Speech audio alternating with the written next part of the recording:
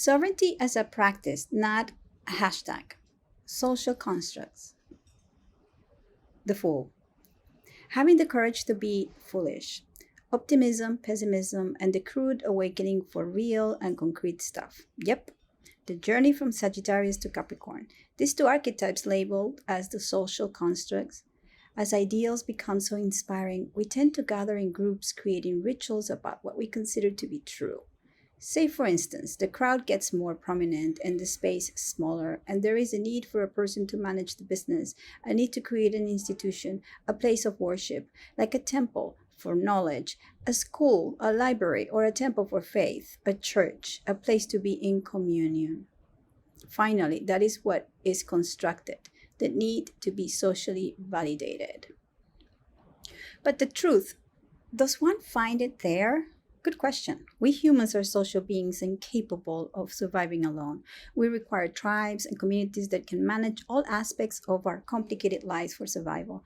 And in some cases, we might dream of having the infinite possibility of thriving on what we love doing, committing to, our passions, our dreams, that truth we're looking for. Every day, like many people, I hope, I wake up with one question alone. How can I be of service? Having the valor to initiate an unknown journey and trusting my intuition and my instincts can lead to a wonderful discovery of self-inquiry and evolution. Cycles are here to offer opportunities to grow, to experiment, and just to be. Falling into concrete definitions of thought, belief, and limiting space both in my mind and physically could only offer a long-term detriment to my curious soul. Why do we need an institution to give us authority? We don't. That is the construct. That is the idea that someone wiser up in the chain can tell us what to do, while we stay not acquainted, not aware, not knowing, ignorant. How can one beat that up? Education, accountability. I was raised with that consciousness, being born as the third generation of progressive women educators that imprinted a couple of words in my mind: joy and service. And what does an artist have to say about money, sovereignty, and inflation? Precisely, I've been trading and had my artwork traded all my 30-year-old artistic life. I have been creating work that sells and giving it value based on what I felt was a fair share. Yes, it works like that, despite the idea behind the art wall that makes you believe that they have the right to set up your prices based on how they use your work as a pawn, how they inflate the value and support the 1% of artists that make it to the top, to then trade their assets in the art fairs and auctions, raising and inflating prices, making profits and dumping them. Basically playing with art as a commodity, a useful or valuable thing. The 99% of the rest of us mortals, artists, are supposed to trust the middleman, also known as the one who knows the trade, the gallerist, the one who cares, the curators, the one who protects the artwork, the museum directors. And so it goes the list of enablers that is endless. The number of jobs that art creates is unbelievable. We, the 99%, are the fillers that make look the cushion cute. Yes, I naively participated in this game, ignoring really what was at stake, my own value, my assets. And how I distribute my merch became an affair of way too many middlemen.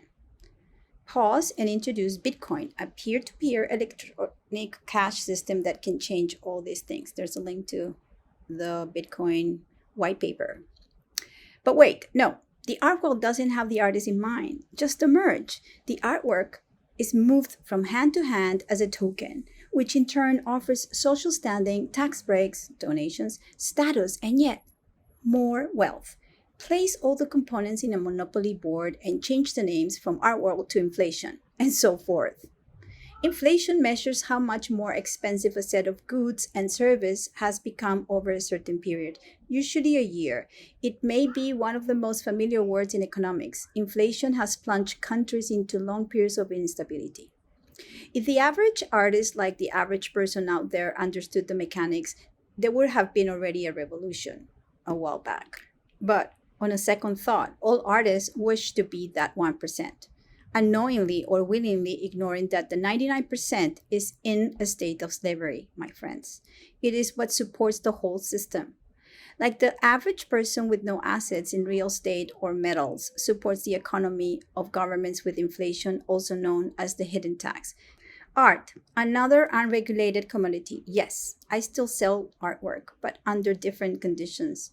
I exited that crazy elitist place at the risk that I might never exhibit in large institutions that move, invest, and speculate with what I most value now, my creativity and my independence.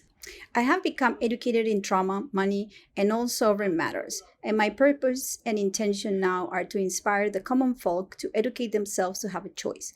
There is always a choice. Always. A crisis that brings opportunities. Cleaning, to separate, decide, judge, from the root krei, to sieve, thus discriminate, distinguish.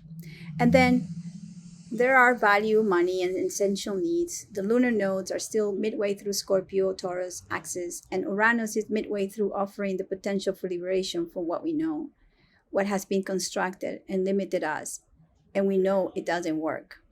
What can I learn about the latest crypto implosion? Google Sam Bankman-Fried, FTX, or Alameda Research, a Ponzi scheme that from the get-go represents the microcosm of the current financial fiat system macrocosm. Let me elaborate. Not all crypto is devilish, nor are all systems corrupt, but we need to distinguish between them, what they are and what they serve, and education is key. Why can't we have a financial education paired with emotional education in kindergarten? After all, they go hand in hand. Have you heard about the fear index? The Fear and Greed Index is a tool used by some investors to gauge the market. It is based on the premise that excessive fear can result in stocks trading well below their intrinsic values, while at the same time, unbridled greed can result in stocks being bid up far above what they should be worth. Have you listened to the financial markets talk about the sentiment? Market sentiments refer to the overall attitude of investors towards particular security or financial market. It is the feeling or tone of a market, or its crowd psychology, as revealed through the activity and price movement of the securities traded in the market. So why me? Why now? Ever since I opened this space last February, I've been speaking about individuation, accountability, and transformation, and sovereignty, and value. Role versus relationship, or role, 1600s. Part of character one takes from the French rôle, part played by a person in life, literally role of paper, on which an actor's part is written from Old French rôle, see role. I was listening to Daniel Mate talk about accountability, attitudes, and relationships, and it struck a chord. I have invested a lot of time to understand things from the relativity perspective, polarities, syntheses, and whatnot. As soon as I heard the word pose, which I felt it more like role, something positive was triggered. I paused and I reflected on how many roles, attitudes I've been conditioned by, connecting to responsibility as it is a sign, a specific part that defined a character, a persona that I perform as a role for a long period until I snapped out of it. Roles are a very Capricorn Saturn archetype. The joke is that in human design, my profile is a 6-2. I am a role model, but hey, I'm just being me. So that is the conclusion. No followers, no mini-me's, just inspiring others to have the courage to be foolish. Aware of the place and how I market my offerings, aware of the static quality of a role versus the dynamic quality of any relationship, aware and mindful of how I relate to the information that I have been consciously been willing to invest in the last year, aware of any passive role in society. If I don't individuate and become sovereign, then I have no choices. I will be defined, shaped, and a perfect member of a social construct. Are you aware of the roles you have played? Are you aware of the belief systems you have yet to question? Are you interested in finding out about the courage you need to become your own sovereign being? Are you interested in starting a journey of liberation that will integrate your polarities and offer unlimited values? Are you willing to be the fool and discover a wonderful journey? I'm here to support you. The archetypes that define the social constructs are Jupiter, Sagittarius, the 9th house, Capricorn, Saturn, and the 10th house. Thank you for reading. Have a great week.